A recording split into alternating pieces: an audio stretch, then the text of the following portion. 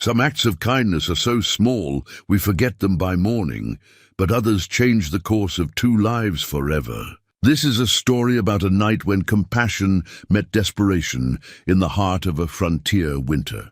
A young widow named Eliza Cole sat alone in her wagon, half buried in snow, certain she wouldn't survive until dawn. Then a stranger appeared through the blizzard.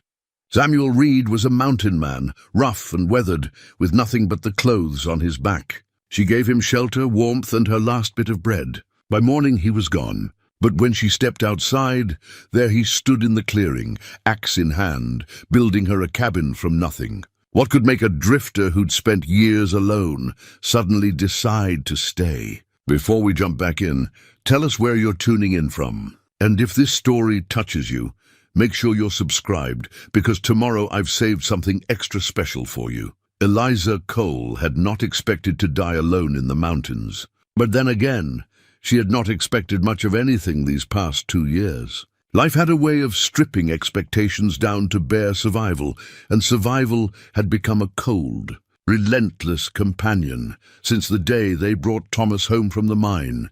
She remembered that day with the clarity of recent wounds, though it had been 23 months now. The foreman's hat in his hands, the way he couldn't meet her eyes, the carefully practiced words that meant her husband was gone. Crushed in a tunnel collapse, they said.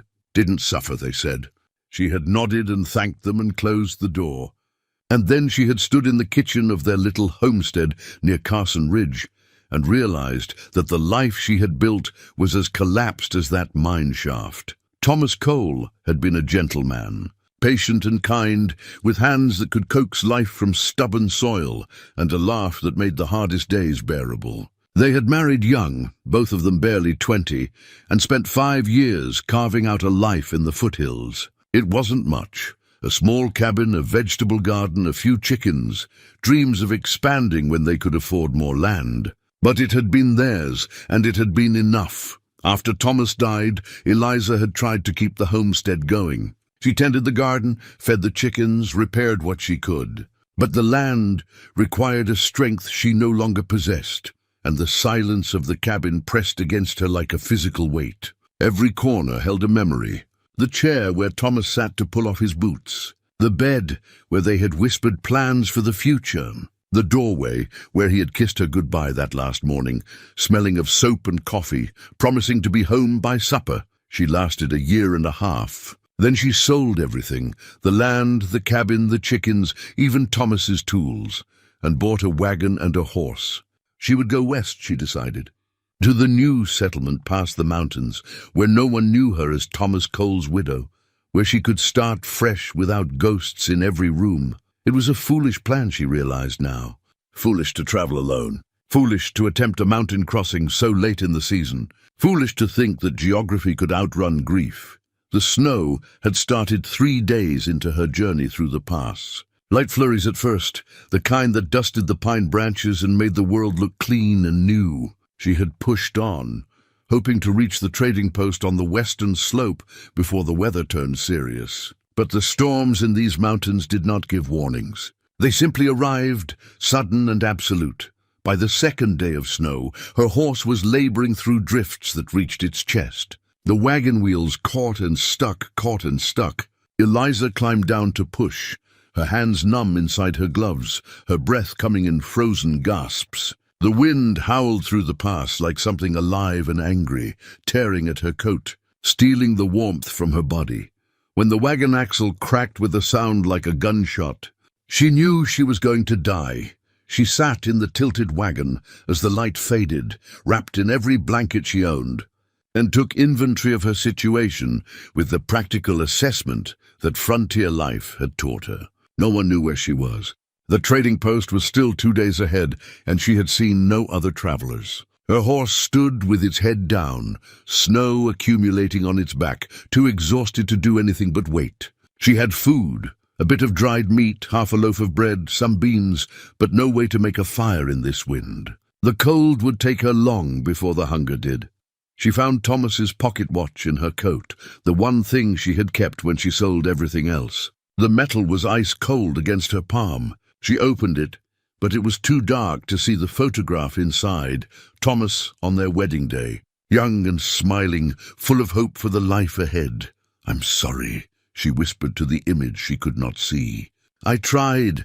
She must have dozed, or perhaps the cold was already taking her because she did not hear him approach. One moment she was alone with the wind and the darkness, and the next there was a shape outside the wagon. A dark figure that materialized from the storm, like something conjured from desperation. Her first thought was that death had come for her in physical form. Her second thought, when the figure knocked on the wagon side and called out in a rough, hoarse voice, was that this might be worse than death. Anyone alive in there? Eliza's hand found the small knife she kept in her coat pocket. "Who are you?" "Someone as half-frozen as you, I'd wager." A pause. "I saw your wagon from the ridge. Didn't expect to find anyone still breathing."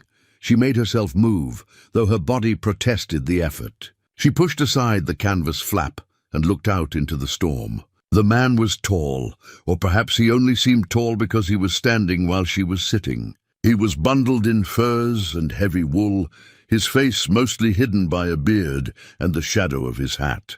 Snow clung to him like he had been walking through the blizzard for hours. "I'm not going to hurt you," he said, and something in his voice, the weariness, the resignation, made her believe him. "Are you lost too?" she asked. "No, ma'am. I know these mountains, but I need shelter from this wind, and you've got the only cover for miles." He gestured at the wagon. "I'm asking permission to wait out the storm with you. I'll stay on the other side, keep my distance. Come morning, if we're both still alive, I'll help you with that axle." Eliza looked at him, this stranger who had appeared from nowhere. Every sensible instinct told her to refuse, to protect herself, to die alone, rather than risk whatever threat he might pose. But Thomas had always said she had a soft heart, and maybe he was right, because what came out of her mouth was, "All right, but I have a knife. Fair enough?" He climbed into the wagon, moving carefully, keeping to the far side as promised. In the enclosed space, she could see him better. He was older than she had first thought, perhaps 40, with grey threading through the brown of his beard. His eyes were cautious but not cruel. He looked like a man who had been cold for a very long time. They sat in silence while the storm raged outside. Eliza's fingers would not stop shaking, and she tucked them under her arms, trying to hold on to what little warmth remained. The stranger noticed. He pulled off his outer coat and held it out to her. "I can't take your coat," she protested. "I've got layers." "You're shaking hard enough to rattle the wagon." When she hesitated, he added, "Please. A woman froze to death once because of me. I don't aim to repeat that." There was such pain in those words that Eliza took the coat without further argument. It smelled of wood smoke and pine, and it was blessedly warm. She wrapped it around herself and felt the shaking ease slightly. "Thank you," she said. He nodded and turned his attention to the wagon's contents, professional and detached. "You got any food?" "A little. We should eat. Keep our strength up." She retrieved the half loaf of bread and broke it in two, offering him the larger piece. He stared at it for a moment, then took it with gentle care, as if she had offered him something precious. They ate in silence, and when Eliza pulled out a canteen of water, he drank sparingly before handing it back. "What's your name?" she asked finally. "Samuel." "Samuel Reed. I'm Eliza Cole. Where were you headed, Mrs. Cole?" "West, to the new settlement." She paused. "And it's just Cole now. I'm a widow. I'm sorry for your loss." The words were simple, but they carried a weight of understanding that surprised her. She looked at him more closely. "You've lost someone too."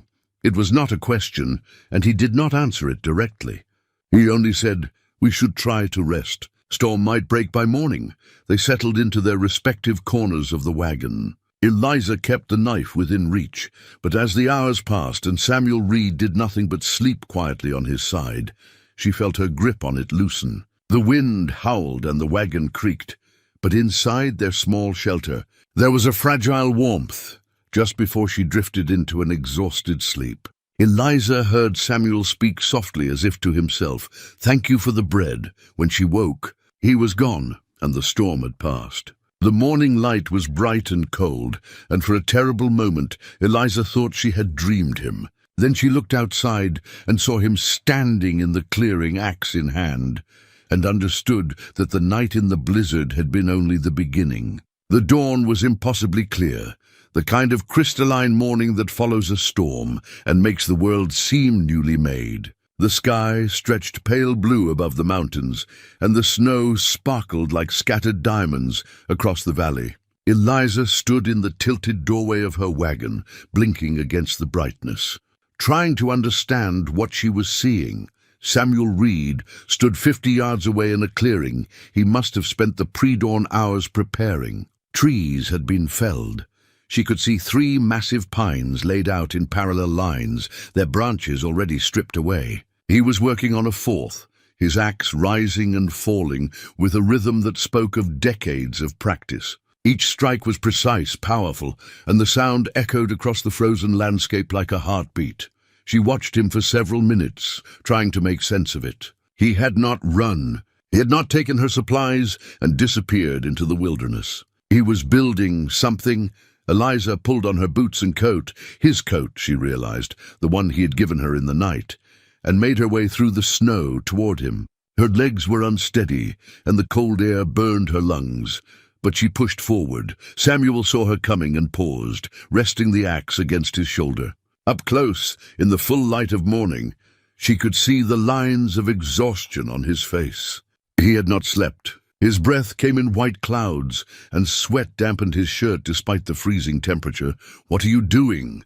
she asked. He looked at her for a long moment, then gestured at the clearing with his free hand. "Building you a cabin." The words were so matter-of-fact that Eliza thought she had misheard. "A cabin?" "Yes, ma'am." "I don't understand." Samuel set the axe down and moved to the logs he had already prepared. He had marked out a foundation in the snow, a rectangle roughly 20 feet by 15. The logs were positioned at the corners, ready to be notched and stacked. It was the beginning of something solid, something permanent. "You saved my life last night," he said, not looking at her. "You gave me shelter when you had every reason to turn me away. You shared your food when you barely had enough for yourself." He picked up a length of rope and began measuring. "I pay my debts." "You don't owe me a cabin," Eliza protested. "You don't owe me anything. I would have done the same for anyone. I know. That's why I'm doing this." She stared at him, this strange man who spoke in short, declarative sentences and seemed to think that building an entire structure was a reasonable response to sharing a loaf of bread. "I can't pay you." "I'm not asking for payment." "Then why?" Samuel stopped working and turned to face her fully. In the morning light, his eyes were a deep brown, and they held a sadness that seemed to have no bottom. "Because 7 years ago my wife and daughter were caught in a winter storm. They were trying to reach the next town, and their wagon broke down. No one came. No one helped them. By the time I found them, they had been dead for 2 days. The words fell between them like stones into still water. Eliza felt her throat tighten.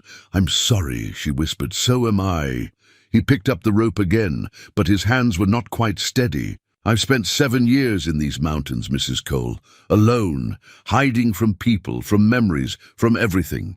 Last night, when I saw your wagon in the storm, I thought about walking past, thought about leaving you to your fate, because getting involved with people again meant feeling things I didn't want to feel." He tied off a measurement and moved to the next log. "But I couldn't do it. I couldn't leave you. And when you let me in, when you gave me that bread and your coat and treated me like a human being instead of the ghost I've become, something in me remembered what it felt like to be alive." He looked up at her again, and his voice was rough with emotion. "You're alive because you're strong and because you're kind. You deserve better than dying alone in a broken wagon. You deserve a home. So I'm going to build you one." It's not charity. It's not pity. It's gratitude, and it's the only thing I know how to give." Eliza felt tears freezing on her cheeks. She had not realized she was crying. "I don't know what to say." "You don't have to say anything. But if you want to help, I could use another pair of hands." She looked at the logs, the clearing, the enormity of what he was proposing. "I don't know how to build a cabin." "I do. I'll teach you." And so it began. Samuel showed her how to strip bark from the logs, how to notch the ends so they would fit together, how to judge which trees were straight enough to use. The work was hard, harder than anything Eliza had done since Thomas died, and her hands blistered within the first hour. But there was something deeply satisfying about it, the physical effort, the visible progress, the sense of creating something real. Samuel was a patient teacher. He demonstrated each task first, then watched as she attempted it, offering corrections without criticism. He did not hover or condescend. He simply showed her what needed to be done, and trusted her to do it. They worked through the morning and into the afternoon, stopping only briefly to eat the dried meat from her supplies. The sun climbed higher, and the temperature rose just enough to make the work bearable. By the time shadows began to lengthen across the snow, they had 4 logs notched and positioned, the beginning of the cabin's walls. Eliza stood back and looked at what they had accomplished. It was not much yet, just the corners of a foundation. But it was more than she had thought possible when she woke that morning expecting to die. "It's real," she said quietly. Samuel wiped sweat from his forehead with the back of his hand. "Yes, ma'am." "How long will it take?" "If the weather holds. A week, maybe less. I've built faster when I had to. You've done this before, many times. I was a soldier once. We built forts and shelters everywhere we went." He paused. "That was a long time ago." There was a story there, Eliza sensed, but she did not press. They had time, if what he said about a week was true. Time to learn each other's histories. Time to understand this strange bond that had formed between them in the space of a single night and a single day. That evening, they made camp near the wagon. Samuel built a fire with the same efficiency he brought to everything else, and they sat on opposite sides of it, eating beans heated in a tin pot. The flames cast dancing shadows on his face, highlighting the sharp angles of his cheekbones, the grey in his beard. "Why did you leave the army?" Eliza asked. Samuel was quiet for so long that she thought he would not answer. Then he said, "Because I killed a man I wasn't supposed to kill, and I ran before they could hang me for it." Eliza's breath caught. "You're a wanted man?" "I expect I am. Though it's been 7 years, and no one's come looking. Most people think Samuel Reed died in these mountains a long time ago." He looked at her across the fire. "If that changes your mind about the cabin, I understand. I can leave tonight." She thought about it. Thought about the gentleness in his hands when he showed her how to notch a log. Thought about the way he had given her his coat without hesitation. Thought about the grief in his voice when he spoke of his wife and daughter. "No," she said finally. "Don't leave. Whatever you did, whoever you were, that's not who I met last night. The man I met was kind and honorable. That's the man I'm choosing to trust." Samuel looked down at his hands, and when he spoke, his voice was barely audible over the crackling fire. "Thank you." They sat in silence after that, but it was not an uncomfortable silence. It was the silence of 2 people who had found something unexpected in each other. Not romance, not yet, but the possibility of it. The promise that maybe, just maybe, broken things could still be made whole. When Eliza finally retreated to the wagon to sleep, she looked back and saw Samuel sitting by the fire, staring into the flames. In his lap was something she had not noticed before, his axe, and he was running his thumb along the handle with absent affection, as if it were an old friend. She understood then that the axe was more than a tool to him. It was the thing that had kept him alive, kept him useful, kept him human, through 7 years of isolation. And now he was using it to build her a home, as she drifted toward sleep, wrapped in his coat that still smelled of wood smoke and pine. Eliza Cole realized that she had not thought about Thomas's pocket watch all day. It was still in her pocket, still cold and heavy against her heart, but for the first time in 2 years, it did not feel like the only thing anchoring her to the world.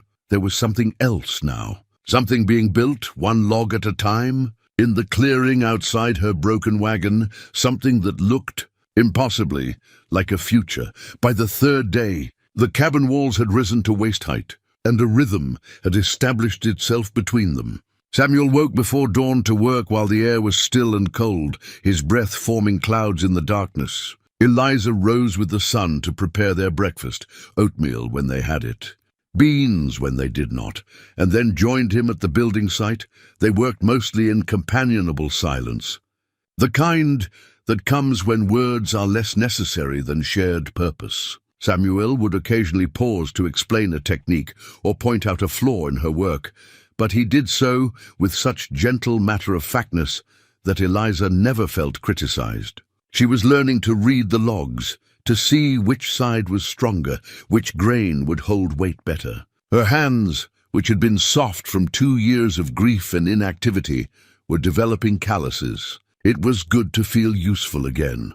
On the afternoon of the 3rd day, as they were positioning a particularly heavy log, Eliza's foot slipped on a patch of ice. She stumbled backward, arms windmilling, and would have fallen hard if Samuel had not caught her. His hands closed around her arms, steadying her, and for a moment they stood very close, his face inches from hers.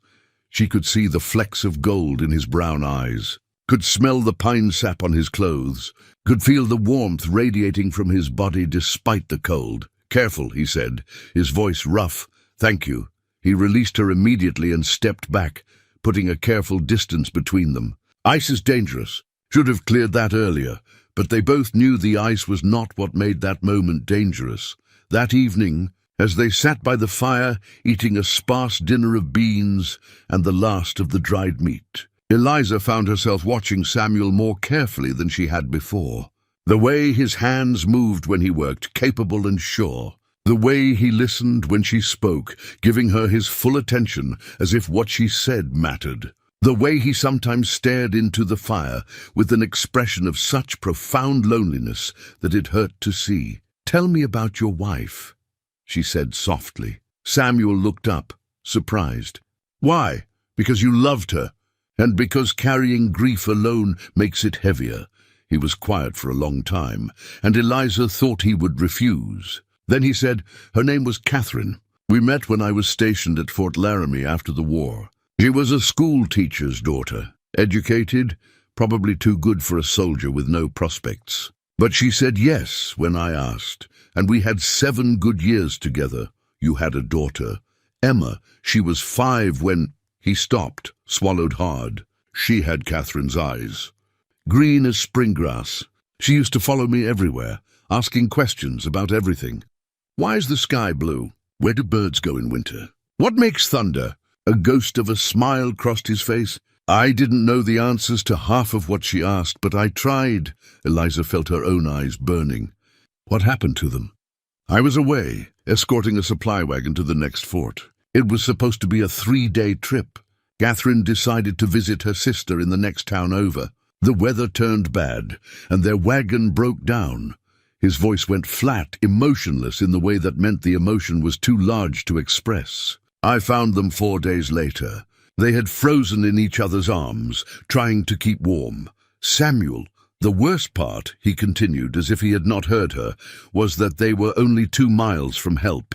2 miles. If someone had been riding that road, if anyone had seen them, they would have lived. But no one came. No one stopped. And I spent the next month wondering if things would have been different if I had been there, if I had insisted they wait for me. If I had been the husband and father they deserved, instead of the soldier who was always gone. It wasn't your fault. I know that. In my head, I know that. But knowing something and believing it are different things." He looked at her across the fire. "That's why I left. I couldn't stay in that fort.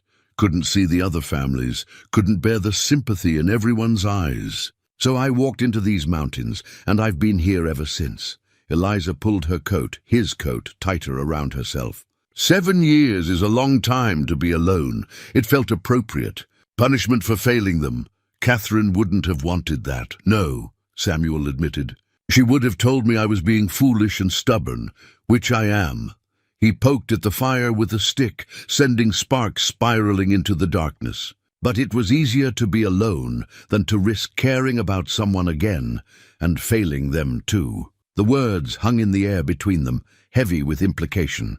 Eliza understood what he was really saying, that building this cabin was dangerous for him, that being here with her was dangerous. that everything about this situation threatened the walls he had built around his heart. She wanted to tell him that she understood, that she felt the same fear, that every moment she spent with him made her more aware of the space Thomas had left behind, and that the guilt of that awareness was almost unbearable. But before she could find the words, Samuel stood abruptly.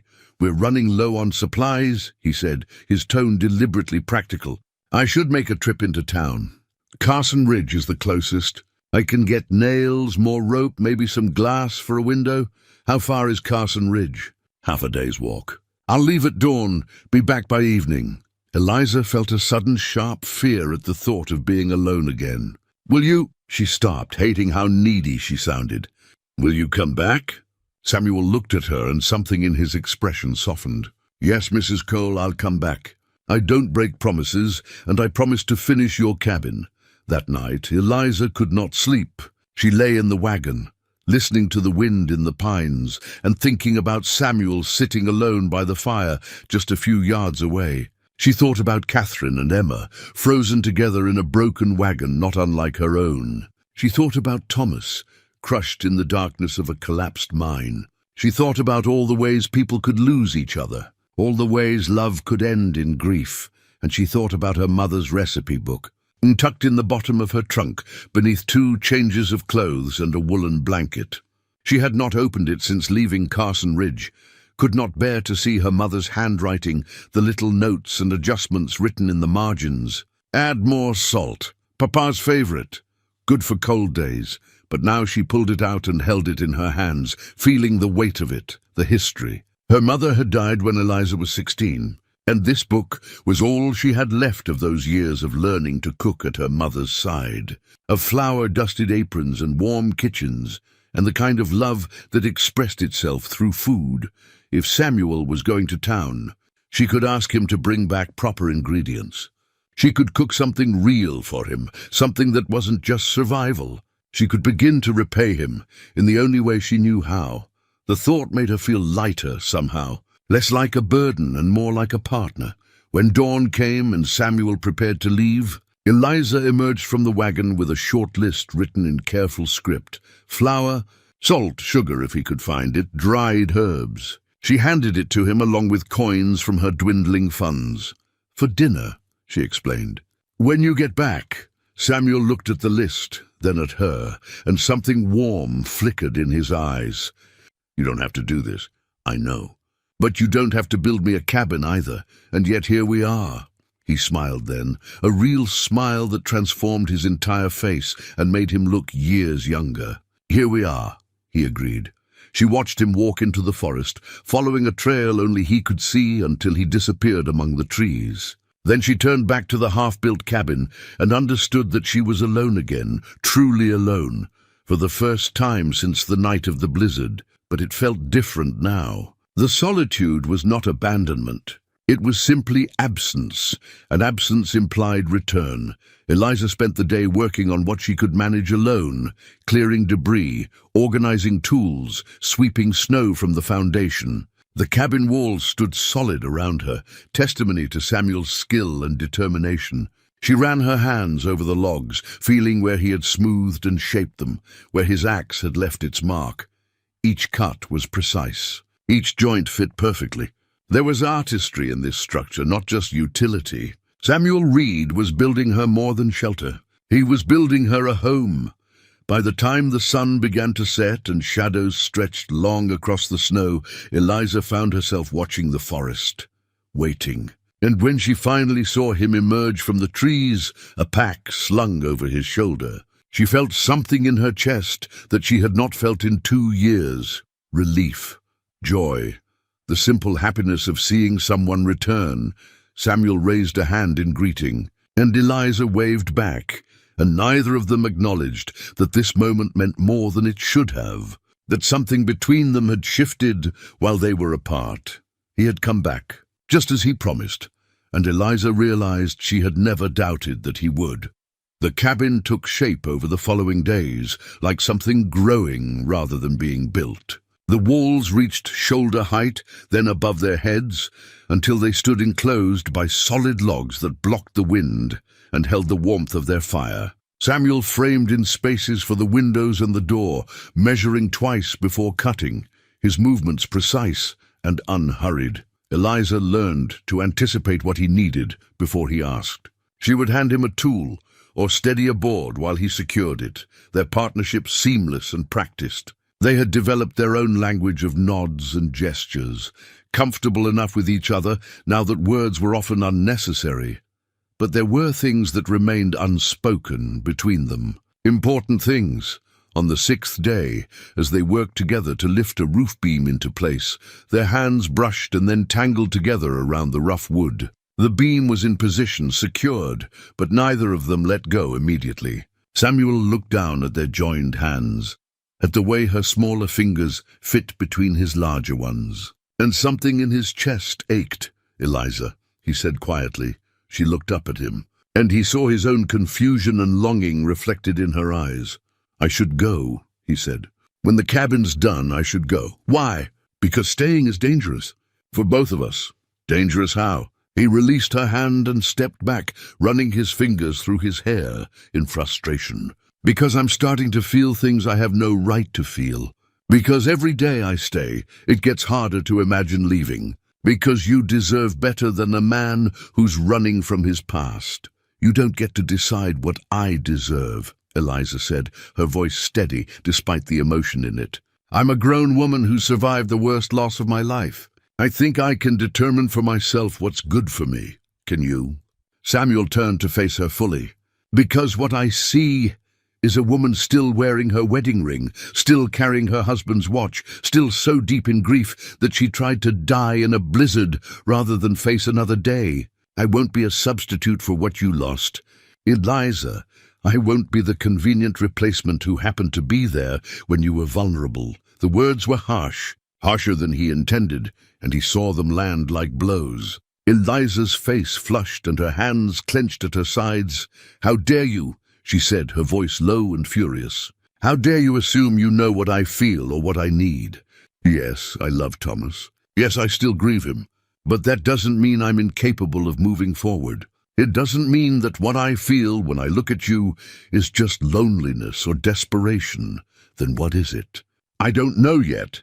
The admission burst from her like a confession. "I don't know what this is between us because it's too new and too frightening and too fast. But I know it's real, Samuel. I know that when you left for town, I spent the whole day waiting for you to come back. I know that when you look at me, I feel seen in a way I haven't felt in 2 years. I know that you make me want to be alive again instead of just surviving." Samuel stared at her, his heart hammering against his ribs. "Eliza, and maybe you're right," she continued, tears streaming down her face now. "Maybe I'm not ready for this. Maybe you're not ready either. Maybe we're both too broken to build anything real. But you don't get to make that choice for me. You don't get to decide that I'm better off alone." The silence that followed was broken only by the wind in the pines and their own ragged breathing. Samuel wanted to close the distance between them, wanted to pull her into his arms and promise that everything would be all right. But he had learned the hard way that promises could not protect people from the cruelties of the world. "I killed a man, Eliza," he said finally. "His name was Colonel Marcus Brennan, and I put a bullet through his chest 8 years ago." She went still, her tears drying on her cheeks as she listened. "He was my commanding officer at Fort Rawlings after the war ended. I thought the fighting was over, thought I could finally settle down with Catherine and Emma.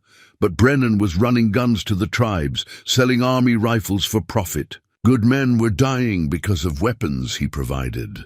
I confronted him, told him I was going to report him to the Territorial Command."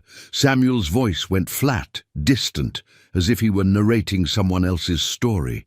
He pulled his pistol, said I was a traitor, a liar, that no one would believe a broken-down cavalry captain over a decorated colonel. He was probably right, but I was faster. I shot him before he could shoot me, and then I ran because I knew they would hang me for it regardless of the truth. But it was self-defense, Eliza said. You were protecting yourself and exposing corruption. The army doesn't care about nuance. They care about order and chain of command. I killed a superior officer. That's desertion and murder in their eyes, and the penalty is death. He looked at her intently. Do you understand what I'm telling you? I'm a wanted man. If anyone finds me, if anyone makes the connection between the hermit in the mountains and Captain Samuel Reed, they'll arrest me. And if they arrest me, they'll hang me. Then we'll make sure no one finds you. It's not that simple. Yes, it is. Eliza stepped toward him, her chin raised defiantly. You saved my life, Samuel.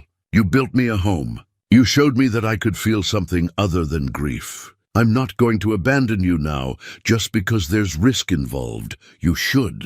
You should tell me to leave and never come back. Is that what you want? Do you want to leave? The question hung between them, demanding honesty. Samuel thought about the mountains, the solitude, the 7 years of self-imposed exile. Then he thought about the last 6 days, the sound of Eliza's laughter when he made an awkward joke, the way she hummed while cooking, the quiet companionship of working side by side, the simple miracle of not being alone. No, he admitted. I don't want to leave, but wanting something doesn't make it right. Maybe not, but maybe it's not wrong either. She reached out and took his hand, her fingers warm against his calloused palm. I'm not asking you to marry me, Samuel. I'm not asking for promises or forever. I'm just asking you to stay long enough to finish the cabin. Stay long enough for us to figure out what this is. Can you do that? He looked down at their joined hands and thought about Catherine, about the guilt he carried, about whether he deserved a second chance at happiness. He thought about Emma's green eyes and her endless questions and the way she used to fall asleep on his lap after dinner. He thought about all the reasons he should say no. All right, he said. I'll stay. That evening, as they sat by the fire after a quiet dinner, Samuel found himself carving again, a habit from his years alone when his hands needed something to do. The wood was a piece of pine, soft enough to work easily, and he was shaping it into a door latch, something functional but beautiful. Eliza watched him work, her expression thoughtful. You have artist's hands, soldier's hands. But I learned carpentry from my father before the war. He said a man who could build was never without purpose. He was right. Samuel turned the latch over, checking the curve, the smoothness. This is for your door. When the cabin's finished, this will be the first thing you touch every time you come home. Our door, Eliza corrected softly. Our home. He looked up at her, startled, and saw the determination in her eyes. She had made a choice, he realized. Despite everything he had told her, despite the danger and the uncertainty, she had chosen to see this through, and maybe, just maybe, he could choose the same. In his pack, forgotten until this moment, was an old tin photograph frame he had carried for years. The photograph inside, Catherine and Emma frozen in time, had been lost long ago, left behind in his flight from Fort Rawlings. But he had kept the frame out of sentiment, out of the superstitious belief that losing it would be a final betrayal. He pulled it out now and looked at it in the firelight. It was tarnished and bent, empty except for memories. What is that?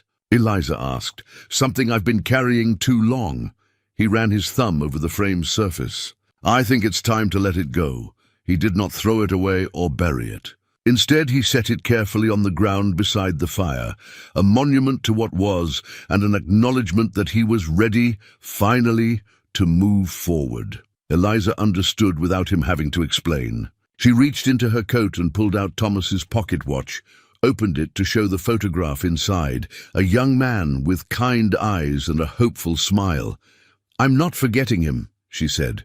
I'll never forget him. But I think he would want me to live. I'm sure he would. They sat together in the firelight, two broken people holding on to the last remnants of their past, and something shifted between them. Not closure exactly, but acceptance. The acknowledgement that loving someone new did not erase who they had loved before.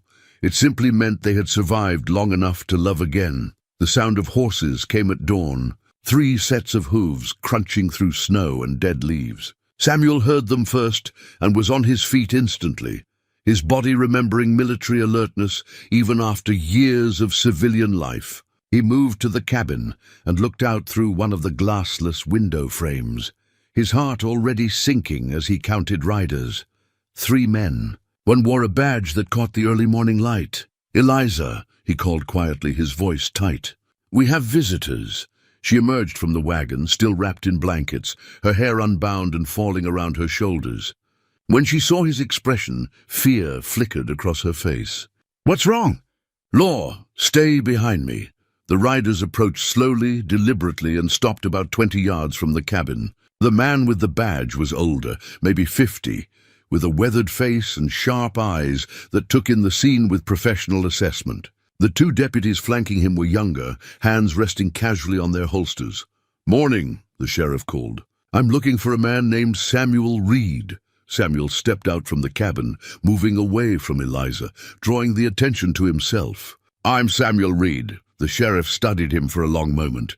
"I'm Sheriff Clayton Morse from Carson Ridge. These are my deputies, Collins and Turner. We need to have a conversation with you." "About what?" "I think you know about what, Captain Reed." The use of his military rank sent ice through Samuel's veins. After 7 years, they had found him. Somehow, impossibly, his past had caught up to him. Eliza stepped forward, her voice sharp with protective anger. "What is this about?" Sheriff Morse's expression softened slightly as he looked at her.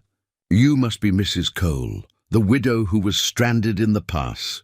How are you faring?" "I'm well, thank you. Mr. Reed has been helping me." "I can see that." Morse gestured at the cabin. "Fine work. Reed always was good with his hands." He returned his attention to Samuel.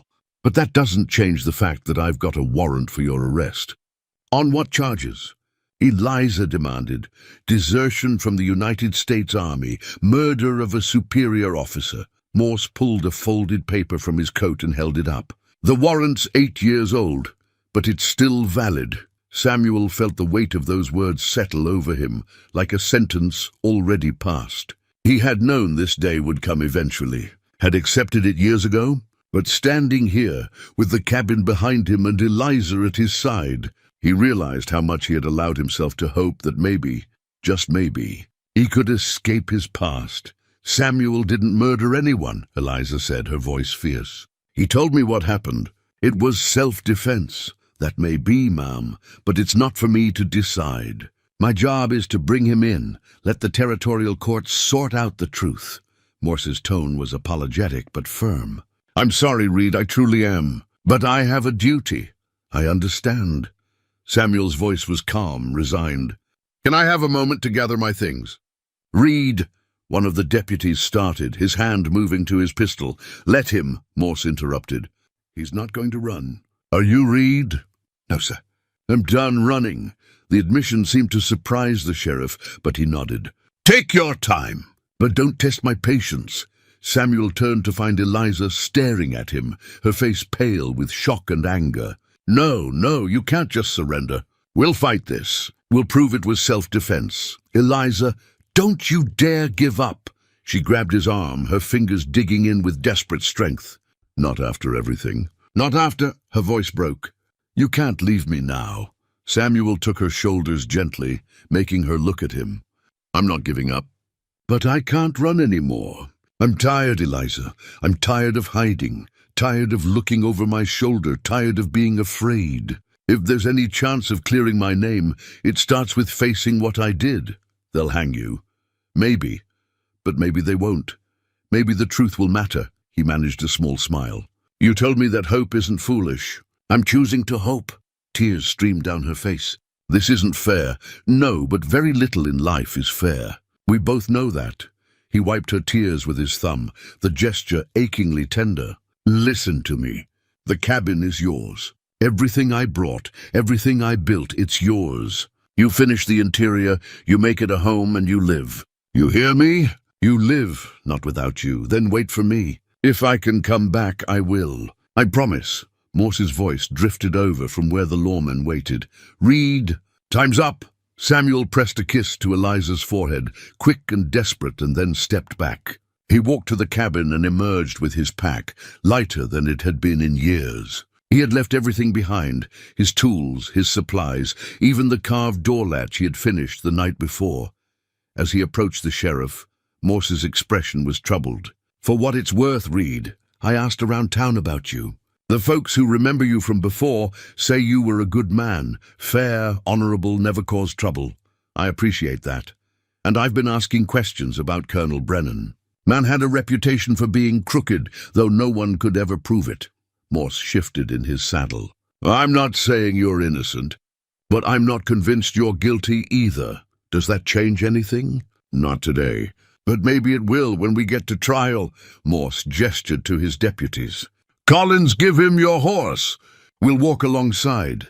Samuel mounted the horse, his hands unbound, and allowed himself one last look at the cabin. Eliza stood in front of it, her arms wrapped around herself, watching him with heartbreak written across her face. The morning sun caught in her hair and made her seem like something out of a dream, beautiful and impossible and already slipping away. Sheriff, she called suddenly. How long until there's a trial? Hard to say. Could be weeks, could be months. Depends on the territorial judge's schedule. Then I'm coming with you. Ma'am, that's not... I'm a witness to his character. I have a right to testify on his behalf. Her chin came up, defiant. And I'm not staying here alone while he faces this. So either I ride with you or I follow behind. Your choice. Morse looked at Samuel, who shrugged helplessly. She's stubborn, I noticed. The sheriff sighed. All right, Mrs. Cole, pack what you need. But we leave in 10 minutes, and I won't slow the pace for you. Eliza disappeared into the wagon and emerged with a small bundle and Thomas's rifle. She also carried something else, a leather portfolio that Samuel recognized as the one containing her mother's recipes. What are you bringing that for? Samuel asked as she approached. Because I'm going to write down everything that happened. Every detail, every conversation, every moment from the night we met until now. And I'm going to make sure everyone knows exactly who you are and what you did for me. Her eyes blazed with determination. They want to judge you for one moment 8 years ago? Fine, but they're going to hear about all the moments since then too. Samuel felt something loosen in his chest, some knot of fear and resignation that he had been carrying since he heard the horses approaching. He was not alone. Whatever came next, he would not face it alone. Turner brought a horse for Eliza, helping her mount with professional courtesy. She settled into the saddle with practiced ease, and Samuel remembered that she was a frontier woman, capable and strong despite her grief. They began the journey to Carson Ridge, with Samuel flanked by the deputies and Eliza riding beside the sheriff. As they left the clearing, Samuel looked back one more time at the cabin. The walls stood solid and true, the windows framed and waiting for glass, the door opening onto a life that might never be lived. But it was there. It was real. He had built something that would last beyond himself, and that mattered. Morse noticed him looking. It's good work, Reed. Maybe the best cabin I've seen in these mountains. It was supposed to be her home. Maybe it still will be. Samuel did not answer. Hope was a fragile thing, and he had learned not to trust it too deeply. But as they rode down the mountain trail with Eliza strong and determined beside him, he allowed himself to believe that maybe, just maybe, this story was not over yet. The morning sun climbed higher, burning away the last traces of mist, and the mountains stretched out around them, beautiful, indifferent, eternal. And somewhere in the distance, justice waited to be served, in whatever form it might take. The ride to Carson Ridge took most of the day, and by the time they arrived, the sun was setting behind the western peaks. Samuel was placed in a cell at the sheriff's office, a small room with iron bars and a narrow cot, clean but Spartan.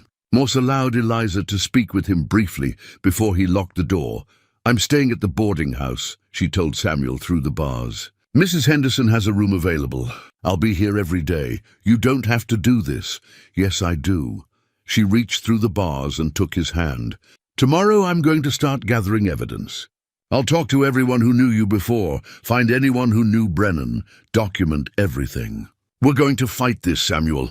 We're going to win. Eliza, don't tell me it's hopeless. Don't tell me to give up. I didn't survive a blizzard and rebuild my life just to lose you now. Her grip tightened. Promise me you'll hold on. Promise me you won't surrender.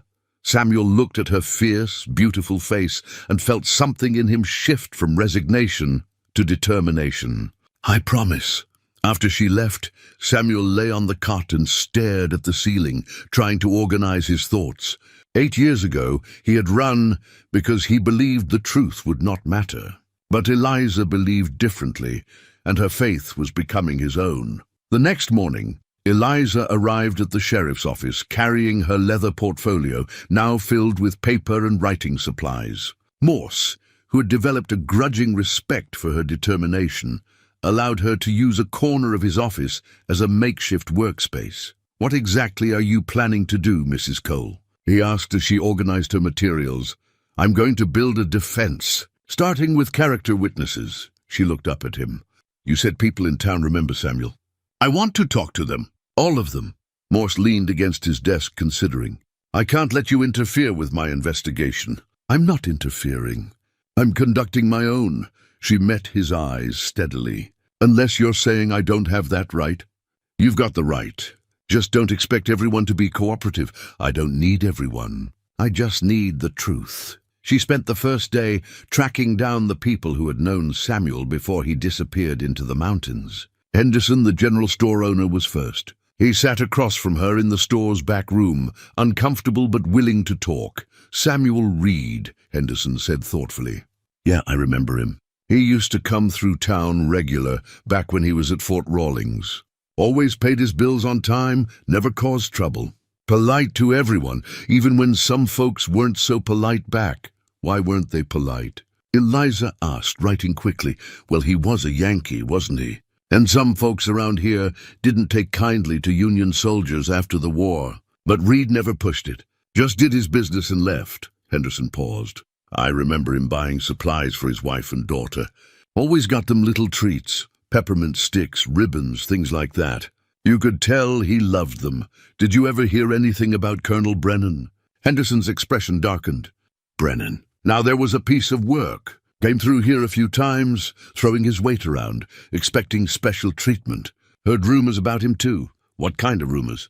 "The kind you don't repeat without proof. But people talked. Said supplies went missing from the fort. Said weapons ended up in the wrong hands. Nothing anyone could prove, mind you, but smoke usually means fire." Eliza wrote it all down, then had Henderson sign his statement. Over the next 2 days, she interviewed 6 more townspeople, building a picture of Samuel as a decent, honorable man, and Brennan as a corrupt officer who inspired distrust. On the 3rd day, she found something more valuable. A retired Army chaplain named Father Michael O'Brien, who had served at Fort Rawlings during Samuel's time there. The old priest lived in a small house on the edge of town, tending a garden that was buried under snow. He welcomed Eliza inside, offering tea and settling into a worn armchair with the air of a man who had been waiting to tell this story for a long time. "Samuel Reed," O'Brien said, when Eliza explained her purpose. "I wondered what became of him. After his family died and he disappeared, I prayed he had found peace." "He found the mountains," Eliza said. "He's been living alone for 7 years. That sounds like Samuel. He carried his guilt heavily." O'Brien sipped his tea. "But he was one of the finest men I ever knew in my 40 years as a chaplain. After his wife and daughter died, he could have become bitter, angry at God. Instead, he became quieter, more careful, as if he were trying to protect everyone else from the same loss." "Tell me about Colonel Brennan." O'Brien's expression grew somber. "Brennan was the kind of man who made you question whether evil was learned or inherent. He was cruel to the men under him, took bribes, and I strongly suspected him of far worse. I went to the post commander twice with my concerns, but Brennan had connections, political connections. Nothing ever came of my reports. Do you believe Samuel killed him in self-defense?" "I believe Samuel Reed would never murder anyone. But I also believe he would not hesitate to protect innocent lives from a man like Brennan." O'Brien leaned forward. "If Samuel killed Brennan, it was because Brennan forced his hand. Of that I am absolutely certain." Eliza's hands trembled as she wrote down his testimony. "Father, would you be willing to testify on Samuel's behalf?" "Officially at a trial. I'm 83 years old, my dear. But if I have to crawl to the courthouse, I'll be there."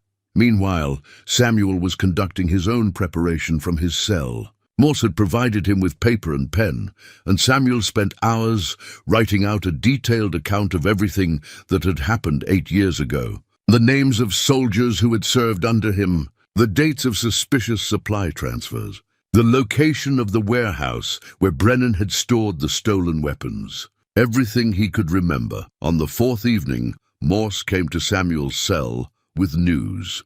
Telegraphed the territorial court.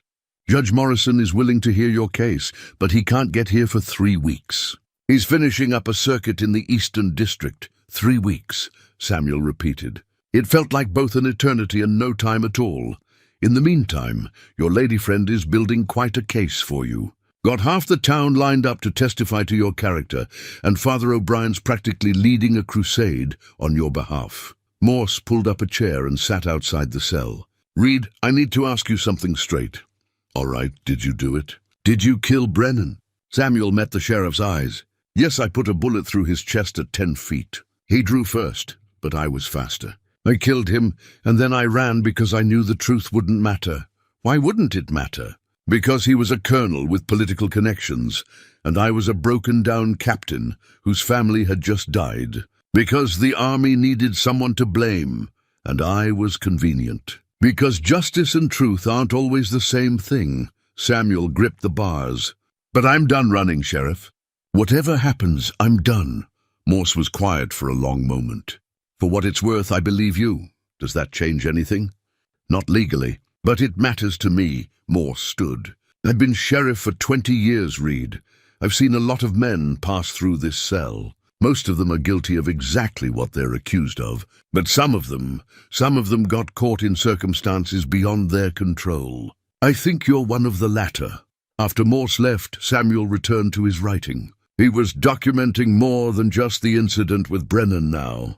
He was writing about the 7 years that followed, about the mountains and the solitude and the slow erosion of his humanity, about the night a blizzard brought Eliza into his life, about building the cabin and learning to hope again. He wrote because he needed to, because putting words on paper made the chaos of his thoughts into something concrete and manageable. And because if the worst happened, if they hanged him, he wanted there to be a record of what these last weeks had meant. On the 5th day, Eliza came to his cell with news that made his heart race. I found 2 of the soldiers who served under you at Fort Rawlings, she said, her eyes bright with excitement. They're working at a ranch about 20 miles south of here. I sent a messenger with a letter, and they responded. Samuel, they're willing to testify. They remember the weapons going missing, remember Brennan's cruelty, remember you trying to stop it. Samuel stood and gripped the bars. Eliza, there's more. Sheriff Morse telegraphed the Army Archives in Washington. He requested the official investigation files from Brennan's death. They should arrive by next week. She reached through the bars and took his hands. We're going to prove this, Samuel. We're going to clear your name, or we're going to give them more evidence to hang me with. Don't think like that. We have testimonies. We have witnesses. We have documentation. The truth is on our side. Samuel wanted to believe her. God, how he wanted to believe that truth and justice would prevail, that the system would work as it was supposed to. But he had seen too much corruption, too much cruelty dressed up as duty. Still, looking at Eliza's determined face, he found himself nodding. All right, we fight. That night, alone in his cell, Samuel pulled out the last piece of paper Morse had given him and began to write a letter. Not to the judge or the army or anyone official. This letter was for Eliza, in case things went wrong. My dear Eliza, he wrote, if you're reading this, it means I did not survive the trial. I want you to know that these last weeks with you have been the happiest I've known since Catherine and Emma died. You gave me back my humanity. You taught me that it's possible to love again without betraying the memory of those we've lost. The cabin is yours. Build your life there. Fill it with love and laughter and all the things I wish we could have had together. Don't grieve for me too long. I've already had more than I deserved. A second chance, a glimpse of happiness and the privilege of knowing you. That's enough. That's more than enough. Live well, my dear. Live fully. And remember that somewhere, in whatever comes after this life, I'll be watching over you with gratitude and love. Samuel. He folded the letter and gave it to Morse the next morning with instructions to deliver it to Eliza only if the verdict went against him. "Let's hope I never have to give her this," Morse said, tucking it into his desk. "Let's hope," Samuel agreed. But hope, he was learning, was not the same as certainty. And as the days counted down toward the trial, Samuel found himself suspended between two futures. One where he walked free with Eliza by his side, and one where he walked to the gallows alone. All he could do was wait and trust that the woman who had saved him from freezing to death could somehow save him from this too. Judge Morrison arrived on a Tuesday, 3 weeks to the day after Samuel's arrest. He was a lean man in his 60s with silver hair and the sharp eyes of someone who had spent a lifetime evaluating truth from lies. He set up court in the town hall, the largest building in Carson Ridge, and word spread quickly that the trial would begin the following morning. Eliza spent the night before at the boarding house, unable to sleep, reviewing her notes and testimonies by candlelight. She had organized everything into a leather portfolio: statements from townspeople, Father O'Brien's testimony, letters from the 2 soldiers who had served under Samuel, Samuel's own detailed account of the incident. It was comprehensive, thorough, and she prayed it would be enough. At dawn, she dressed carefully in her best clothes, a dark blue dress that had been Thomas's favorite, and made her way to the town hall. Already a crowd was gathering. News of a murder trial had drawn people from surrounding settlements, curious and hungry for drama. Samuel was brought from the jail in shackles, flanked by Morse and his deputies. He wore clean clothes that Eliza had brought him, and he had trimmed his beard, making him look more like the soldier he had been, and less like the mountain hermit he had become. When his eyes found hers in the crowd, she saw fear there, but also determination. The courtroom, really just the town hall with benches arranged in rows, filled quickly. Judge Morrison took his position at the front, behind a makeshift bench, and called the proceedings to order with a sharp rap of his gavel. "This is a military matter," he began, his voice carrying across the room.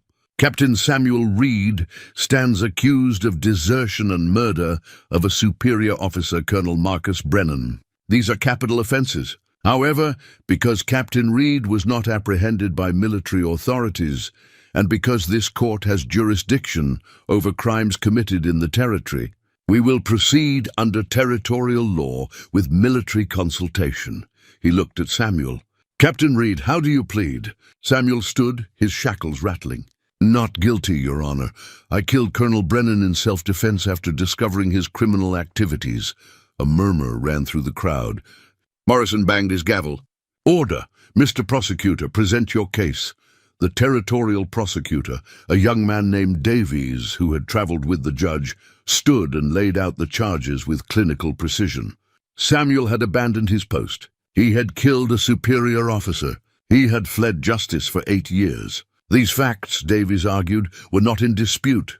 "Captain Reed admits to the killing," Davies said. "The question is not whether he did it, but whether he had justification. The burden of proof lies with the defense to demonstrate that justification existed." Morrison nodded. "Defense?" Eliza stood, her heart pounding. She had no legal training, no courtroom experience, but Morse had helped her organize the case, and Father O'Brien had coached her on how to present testimony. She was all Samuel had. "Your Honor," she began, her voice steadier than she felt. "The defense will demonstrate that Colonel Brennan was engaged in criminal activity, specifically the theft and sale of military weapons to hostile parties. We will show that Captain Reed discovered this activity and confronted Brennan, who then attempted to murder Captain Reed to silence him. The killing was justified self-defense, and Captain Reed's subsequent flight was not cowardice, but a reasonable response to a corrupt system that would not have given him a fair hearing." "Bold claims, Mrs. Cole," Morrison said. "Can you support them?" "Yes, Your Honor. I have sworn testimonies, military records obtained from the archives, and multiple witnesses prepared to testify." Morrison leaned back in his chair. "Very well. Let's hear them." Eliza called her first witness, Henderson from the general store. He testified to Samuel's character, his reputation for honesty, his obvious love for his family. Then came 3 other townspeople, each painting a similar picture. Next was Father O'Brien, who walked to the witness chair with the aid of a cane, but spoke with the clarity and authority of a man who had spent decades in service to truth. Captain Reed was one of the finest officers I encountered. In my 40 years as an army chaplain, O'Brien testified, he was fair, compassionate, and deeply committed to protecting his men. Colonel Brennan, on the other hand, was cruel and corrupt. I reported my concerns about Brennan's activities to the post commander on 2 separate occasions, but nothing was done. Why not? Morrison asked. Because Colonel Brennan had political connections. His uncle was a senator. His brother-in-law was a general. Men like that are protected by the system, regardless of their crimes. Davies cross-examined aggressively, trying to paint O'Brien as a bitter old man with a grudge. But the chaplain remained unshakable. I have no personal grudge, sir, O'Brien said calmly. I have only the truth as I witnessed it. And the truth is that Marcus Brennan was a disgrace to the uniform he wore.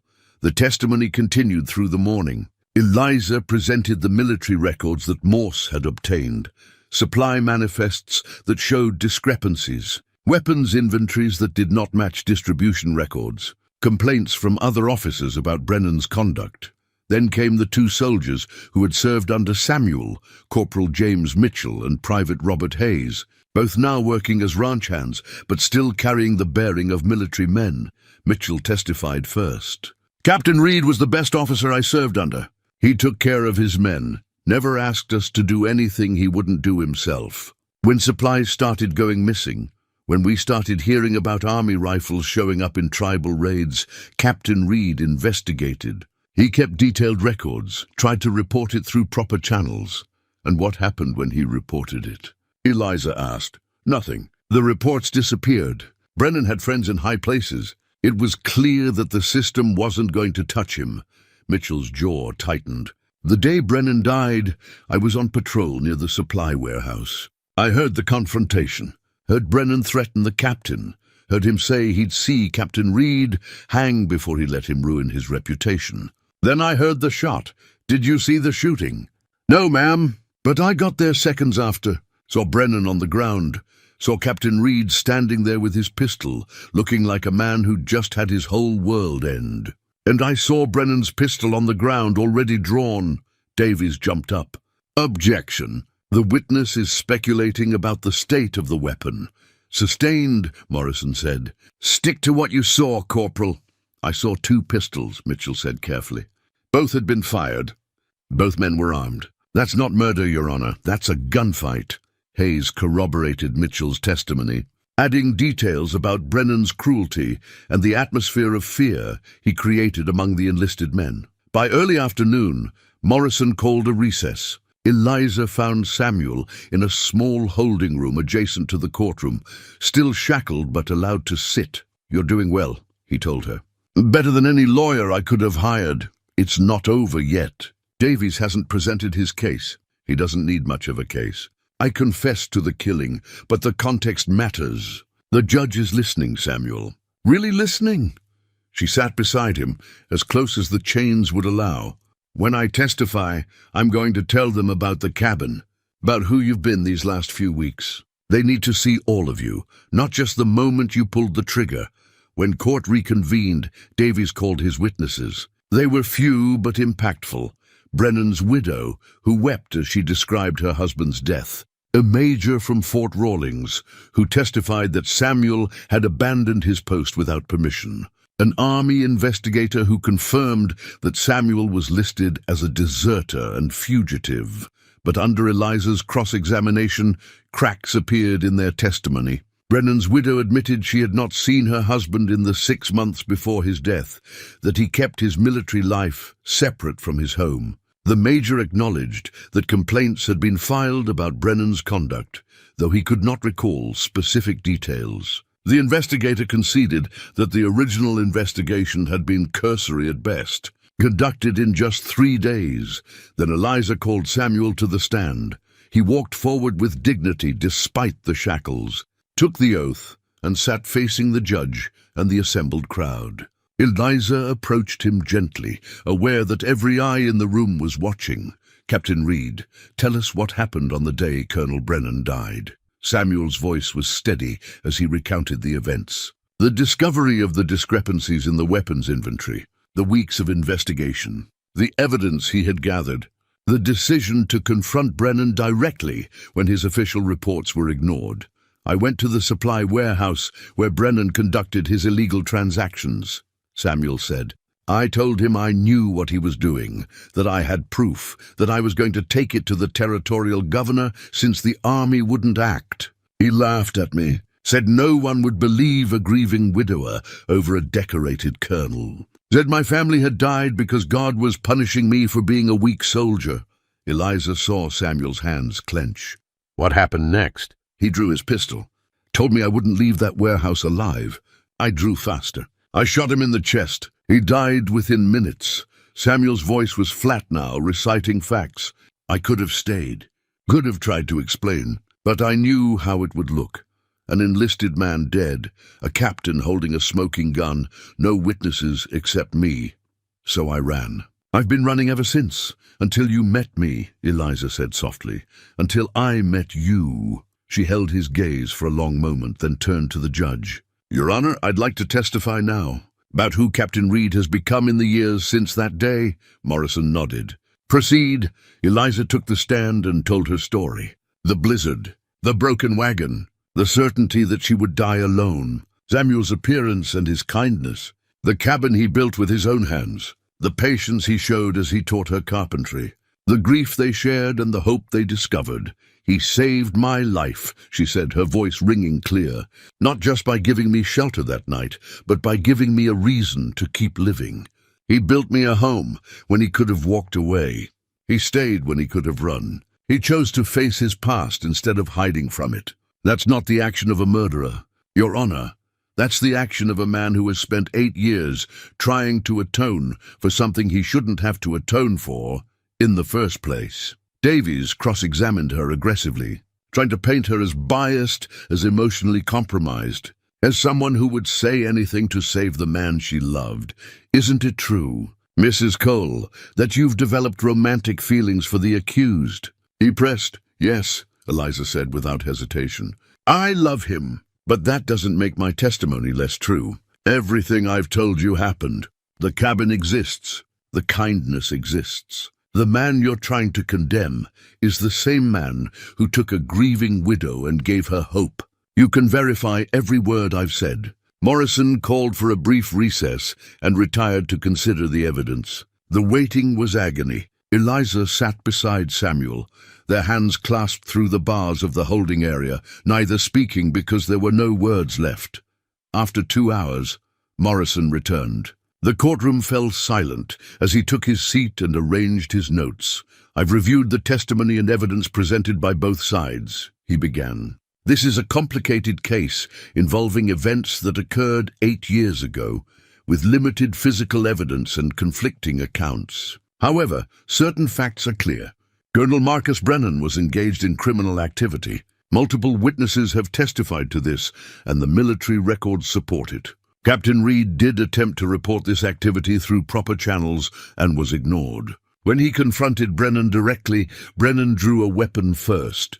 While we have only Captain Reed's word for this, it is corroborated by the testimony of Corporal Mitchell, who arrived immediately after the shooting and observed both men's weapons drawn and discharged." Morrison paused, looking directly at Samuel. "Captain Reed, you killed a man. That is not in dispute. But the circumstances suggest you acted in self-defense against a corrupt officer who had threatened your life. The subsequent desertion, while technically a military offense, was a reasonable response to a situation where you had no faith in receiving justice through official channels." He picked up his gavel. "On the charge of murder, I find the defendant not guilty. The killing was justified self-defense. On the charge of desertion, I find extenuating circumstances. The sentence is time served, 8 years as a fugitive, plus 5 years probation, during which you must report quarterly to the territorial authorities and may not leave the territory without permission. You are free to go, Captain Reed, but you are not free to run anymore. The gavel fell, and the courtroom erupted. The shackles came off in the holding room, and Samuel stood rubbing his wrists, still not quite believing it was over. Eliza threw herself into his arms, and he caught her, holding her tight enough that he could feel her heartbeat against his chest. "You did it," he whispered into her hair. "You saved me." "We saved each other," she corrected. Morse appeared in the doorway, smiling. "Congratulations, Reed. Looks like you're a free man." "Not entirely free. 5 years probation. It's a hell of a lot better than hanging." Morse extended his hand, and Samuel shook it. "For what it's worth, I'm glad it turned out this way. You're a good man who got caught in bad circumstances." "Thank you, Sheriff." "For everything." They stayed in Carson Ridge for 2 more days, tying up loose ends. Samuel reported to the territorial clerk as required, establishing his probationary status. Eliza purchased supplies for the journey back to the cabin, more than they had started with. Now that they had a future to plan for, on the 3rd morning, they loaded a wagon Samuel bought from Henderson and began the journey back through the mountains. Spring was coming early, the snow melting in patches, revealing brown earth and the first brave shoots of green. The air smelled of pine and mud and possibility. When they reached the clearing where the cabin stood, Samuel stopped the wagon and just looked. 3 weeks had passed, but the structure seemed unchanged, solid, patient, waiting for them. "It's still here," he said, as if he had doubted it would be. "Of course it is. You built it to last." Eliza climbed down from the wagon and walked to the cabin door, running her hand over the wood. "This is home, Samuel. This is where we start." Over the following days, they finished the interior together. Samuel installed the windows, filling the space with light. Eliza made curtains from the blue fabric he had bought, hanging them with pride. They built a bed frame from the salvaged wagon wood, a table and 2 chairs, shelves along the walls. Samuel carved their names into the doorframe. Samuel Reed and Eliza Cole, in letters that would outlast them both. A month after their return, on a warm spring morning, they were married. Father O'Brien made the journey from Carson Ridge to perform the ceremony, along with Sheriff Morse and a handful of townspeople who had testified at the trial. It was a simple ceremony, held in front of the cabin with the mountains as witnesses. Eliza wore her blue dress and wildflowers in her hair. Samuel wore clean clothes, and the closest thing to nervousness she had ever seen on his face. When O'Brien pronounced them husband and wife, Samuel kissed her with the tenderness of a man who had never expected to be given a second chance at love. The small gathering stayed for dinner. Venison stew that Eliza had cooked using her mother's recipe. Fresh bread. Coffee strong enough to strip paint. There was laughter and storytelling, and for a few hours the cabin was filled with warmth and community. When everyone had left and the sun was setting, Samuel and Eliza stood in their doorway, looking out at the land they would build their life on. "I have something for you," Samuel said. He disappeared inside and emerged with a carved wooden sign. The letters were beautifully rendered, each one perfect. "Reed and Cole. It's for above the door," he explained. "So everyone knows this is our home. Together." Eliza traced the letters with her finger, tears in her eyes. "It's perfect." He hung it that evening, and when it was in place, they stood back and admired it. The cabin that had started as an act of gratitude had become something more, a symbol of survival, of healing, of 2 broken people finding wholeness in each other. That night, lying in their bed with Samuel's arm around her, Eliza thought about the journey that had brought them here. The blizzard that should have killed her, the stranger who appeared from the storm, the cabin that rose from nothing, the trial that could have ended in tragedy. All of it had led to this moment, safe, warm, loved. "What are you thinking about?" Samuel asked quietly. "How lucky we are. How easily this could have gone differently." "I think about that too. If I had walked past your wagon that night, if Morse had decided to hang me first and ask questions later, if the judge had ruled differently." He pulled her closer. "But none of that happened." We're here. That's what matters. Samuel? Yes, I'm happy. For the first time in years, I'm genuinely happy. She felt him smile against her hair. So am I. The weeks turned to months, and spring gave way to summer. They planted the garden Samuel had bought seeds for, watching as tomatoes and beans and squash pushed through the soil. Samuel built a barn, then a chicken coop. Eliza established relationships with the townspeople, trading eggs and vegetables for supplies they could not produce themselves. The cabin expanded, a lean-to for storage, a covered porch where they could sit in the evenings, a small workshop where Samuel could pursue his carpentry. Each addition was built with care, with the same attention to detail he had brought to that first cabin wall. Sometimes Samuel still woke in the night, troubled by memories of Brennan, of Catherine and Emma, of the years he spent alone in the mountains. But Eliza was always there, solid and real, to pull him back to the present, and sometimes Eliza would catch herself reaching for Thomas's pocket watch before remembering it was no longer there. The grief never completely disappeared, but it had transformed into something gentler, a bittersweet memory of love rather than a crushing weight. One evening in late summer, as they sat on their porch watching the sunset paint the mountains gold and pink, Eliza rested her hand on her stomach, feeling the first flutter of the life growing there. "Samuel," she said softly, "I have something to tell you." He turned to her, and she saw the immediate understanding in his eyes, followed by joy so pure it took her breath away. "A baby. A baby." He pulled her into his arms, holding her as if she were made of something precious and fragile. "Thank you," he whispered. "Thank you for this, for everything." They sat together as darkness fell, thinking about the child who would be born in this cabin, who would grow up surrounded by mountains and love, and the story of how their parents found each other in a blizzard. Samuel looked up at the sign above their door, Reed and Cole, and thought about how much those words meant. Not just two names joined by an ampersand, but two lives that had been shattered and rebuilt into something new, something stronger for having been broken. The cabin stood solid around them, testament to what could be built from kindness and determination. And in the distance, the mountains watched over it all, eternal and patient, as they had watched over countless other stories of survival and love.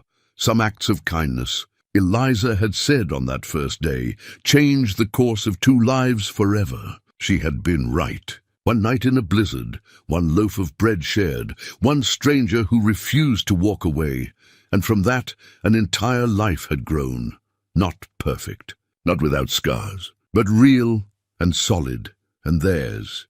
As the stars emerged overhead and the night sounds of the forest began their symphony, Samuel and Eliza sat together in the home they had built and knew they had found something rare, a second chance. Hard-won and deeply cherished, and that, they both understood, was worth every struggle it had taken to get here.